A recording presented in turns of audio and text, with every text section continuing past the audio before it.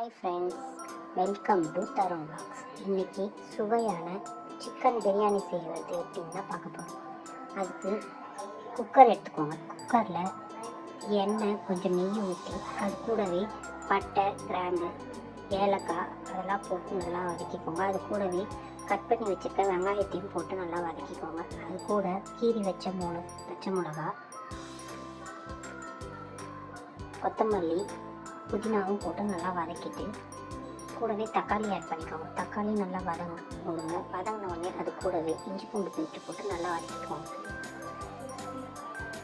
கூடவே கொஞ்சம் உப்பு, கரம் மசாலா, பிரியாணி மசாலா, மல்லித்தூள் கொஞ்சம் போட்டுக்கோங்க. அது கூடவே தனி மிளகாத்தூள் கொஞ்சம் போட்டு நல்லா வதக்குங்க. அடி பிடிக்காமல் நல்லா வதக்கிட்டே இருங்க. எண்ணெய் பிரிஞ்சு வந்தோடனே அது கூட க்ளீன் பண்ணி வச்சுருக்க சிக்கனும் ஆட் பண்ணிக்கோங்க. ஆட் பண்ணி அதுவும் நல்லா வதங்கின உடனே அது கூடவே தயிர் ஆட் பண்ணி மிக்ஸ் பண்ணிக்கோங்க. நாங்கள் 2 கிளாஸ் பாஸ்மதி அரிசி எடுத்துருக்கோம். அதுக்கு 3 கிளாஸ் தண்ணி, 1 கிளாஸுக்கு 1.5 கிளாஸ் தண்ணி ஊற்றிக்கோங்க. கூடவே லெமன் புழிஞ்சு மிக்ஸ் பண்ணி விட்டுக்கோங்க.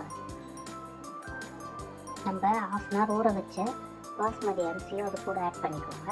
ஆட் பண்ணி குக்கரை நல்லா மூடிடுங்க. 3 விசில் வந்ததும் இறக்குனீங்கன்னா சுவையான பிரியாணி ரெடி. தேங்க்ஸ் ஃபார் வாட்சிங். Love you all.